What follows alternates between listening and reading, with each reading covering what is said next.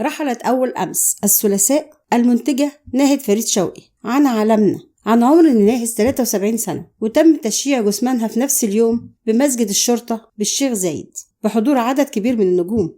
المنتجة ناهد فريد شوقي بتنتمي لعائلة فنية خالص، فهي بنت الفنان الراحل فريد شوقي والفنانة الراحلة هدى سلطان، وخالها الموسيقار الكبير محمد فوزي، وأختها الفنانة رانيا فريد شوقي، وكانت متزوجة من المخرج مدحت السباعي، وبنتها هي الفنانة ناهد السباعي، ومحمد السباعي ابنها الذي يعمل منتجا ومخرجا وممثلا.